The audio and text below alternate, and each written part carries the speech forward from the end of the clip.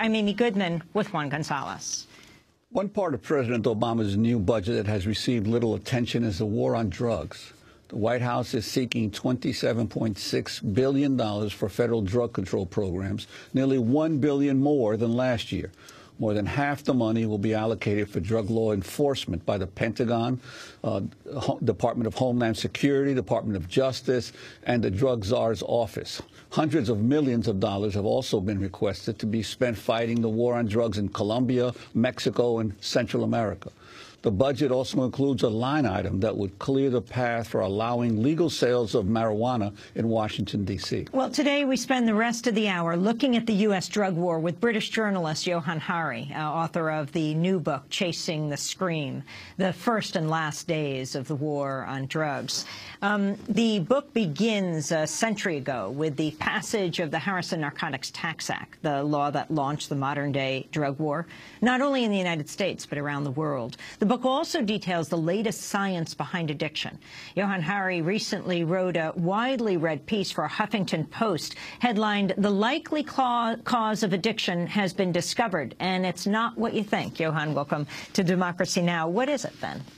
Well, it's fascinating. If you had said to me 4 years ago, when I started on the really long journey through 9 countries to write this book, what causes, say, heroin addiction, I would have looked at you like you were a little bit simple-minded, and I would have said, well, heroin causes heroin addiction. We've been told a story for 100 years that is so deep in our culture that we just take it for granted. We basically think, if you, me, and I guess there's about 20 people in this office, if we all took heroin for 20 days, by day 21, because there are chemical hooks in heroin, our bodies would physically need the heroin and we would be heroin addicts. That's what we think heroin addiction is. The first thing that, and I had a really personal reason to want to look into this, we had a lot of addiction in my family. One of my earliest memories is of trying to wake up one of my relatives and not being able to. And one of the first things, when I was looking at what really causes addiction, that alerted me that that story there's something wrong with that story. So just explain to me, if one of us steps out here today and we get hit by a car, right, God forbid, and we break our hip, we'll be taken to hospital. There's a very good chance we'll be given a lot of diamorphine. Diamorphine is heroin. It's much better heroin than your score on the streets because it's 100% pure as opposed to, massively contaminated. You'll be given it for quite a long period of time. That is happening in every hospital in the United States, all over the developed world. People are being given lots of heroin for long periods of time. You will have noticed something odd about that. Your grandmother was not turned into a junkie by her hip operation. If what we thought about addiction was right, those people should be leaving hospital as addicts. In fact, they're not. When I learned that, I didn't really know what to do with it until I went and met an incredible man called Bruce Alexander, who's a professor in Vancouver. He explained to me the old theory of addiction comes from a series of experiments that were done earlier in the 20th century. They were actually featured in a famous anti-drugs ad from the 80s in America. Very simple experiment. Your viewers can do it at home if they're feeling a little bit sadistic. You get a rat and you put it in a cage, and it's got 2 water bottles. One is just water, and one is water laced with either heroin or cocaine. If you do that, the rat will almost always prefer the drugged water and almost always kill itself. And so it was concluded, there you go, that's addiction. But in the 70s, Bruce comes along and says, well, hang on a minute. We're putting the rat in an empty cage.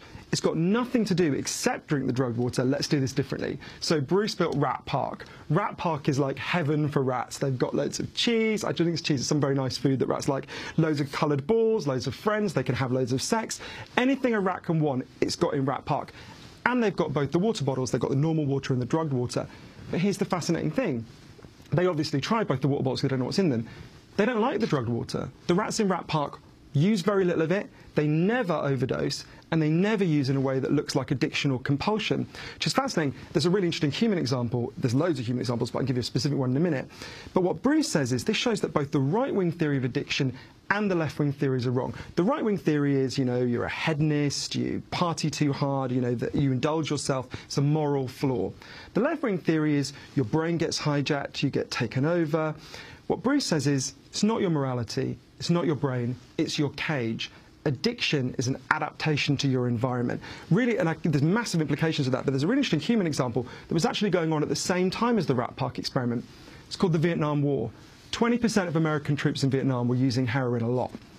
And if you look at the news reports from the time, there's a real panic because they believed the old theory of addiction. They believed that if these troops were going to come home and you were going to suddenly have enormous numbers of addicts on the streets of the United States.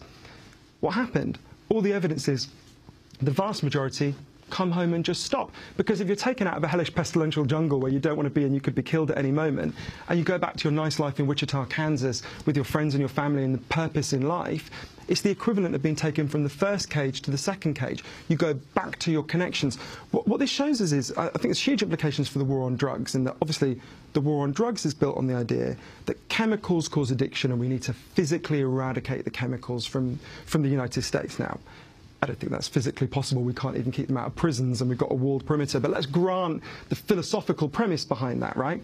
If, in fact, the chemicals are not the primary driver of the addiction, if, in fact, huge numbers, in fact, the vast majority of people who use those chemicals don't become addicted, if, in fact, the driver is isolation, pain and distress, then a policy that's based on inflicting more isolation, pain and distress on addicts is obviously a bad idea. That's what I saw in Arizona. I went out with a female chain gang that are forced to wear T-shirts saying I was a drug addict and, made to dig graves and collect trash. And, the idea that imposing more suffering on addicts will make them better if suffering is the cause is crazy.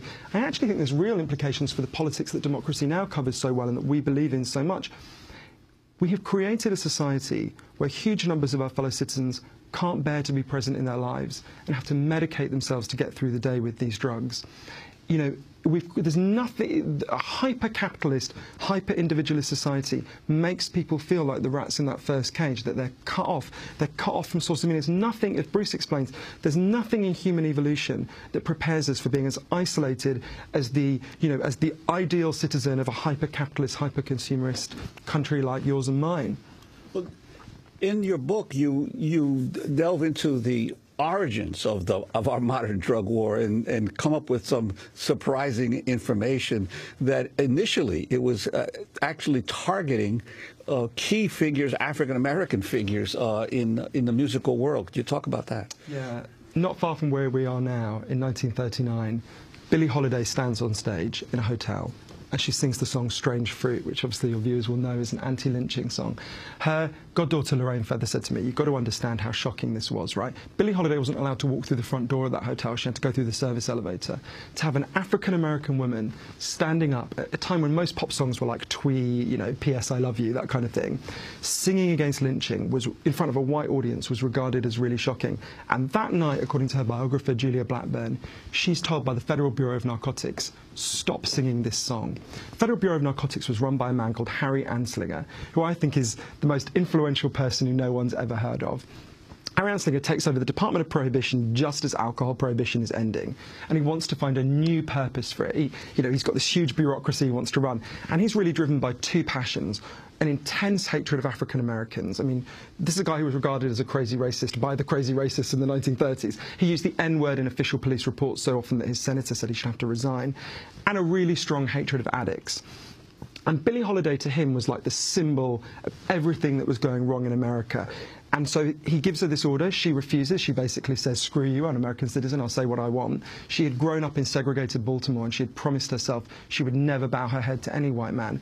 And that's when Harry Anslinger begins the process of stalking her and eventually, I think, playing a role in her death, as was explained to me by her friends and by all the archival research. The first person he sends to stalk her is an agent called Jimmy Fletcher. Harry Anslinger hated employing African Americans, but you couldn't really send a white guy into Harlem to stalk Billie Holiday. It'd be kind of obvious. So Jimmy Fletcher follows her around for 2 years, and she was so amazing he fell in love with her. And he felt ashamed his whole life for what he did. He busts her.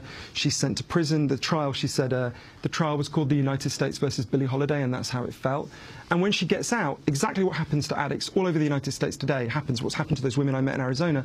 She can't get a job. You needed a license to be able to perform anywhere where alcohol was sold, and they wouldn't give her the license. So, her friend Yolanda Bavan said to me, what's the cruelest thing you can do to a person? It's to take away the thing they love. She sinks back into addiction when she's in her early 40s. She collapses here in New York City. She's taken to hospital, and she's convinced the narcotics agents aren't finished with her. And she was right. She says to one of her friends, they're going to kill me in there. Don't let them. They're going to kill me. She was right. In a hospital bed, she's diagnosed with liver cancer. I spoke to the only surviving person who was still in that room, who'd been in that room. She's handcuffed to the bed. They take away her record player and her candies. They don't let her friends in to see her. One of her friends manages to insist to the doctors they give her methadone because she'd gone into withdrawal.